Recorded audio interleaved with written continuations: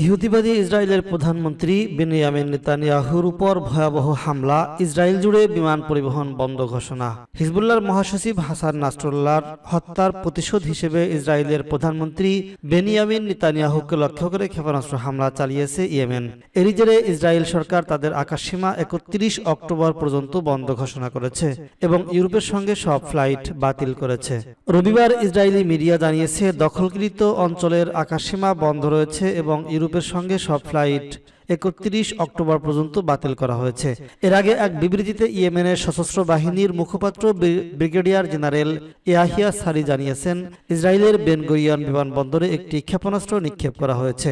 তিনি বলেন, ইয়েমেন থেকে তেল আবিবের ওই বিমানবন্দরে প্যালেস্টাইন 2 নামের একটি দেশীয় ব্যালিস্টিক ক্ষেপণাস্ত্র নিক্ষেপ করা হয়েছে। যখন ইসরায়েলের অপরাধী প্রধানমন্ত্রী বেনিয়ামিন নেতানিয়াহু যুক্তরাষ্ট্র থেকে ফিরে বিমানবন্দরে পা রাখেন। বিবৃতিতে জেনারেল সারি বলেছেন, আমরা নেতানিয়াহুর আগমনের সময় বেন গুরিয়ন বিমানবন্দরে প্যালেস্টাইন 2 ব্যালিস্টিক ক্ষেপণাস্ত্র নিক্ষেপ করেছি। হাসান নাসরুল্লাহর হত্যার বদলা হিসেবে এই হামলা চালানো হয় বলে জানান তিনি।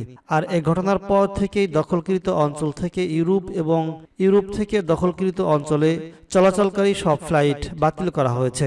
এ বিষয়ে ইউরোপীয় ইউনিয়ন এভিয়েশন সেফটি এজেন্সি এক বিবৃতিতে বলেছে, ইউরোপীয় কমিশন এবং ইউরোপীয় ইউনিয়ন এভিয়েশন সেফটি এজেন্সি পশ্চিম এশিয়ার পরিস্থিতি এবং সাম্প্রতিক সামরিক সংঘাতের প্রভাব যথাযথ মনিটর করছে।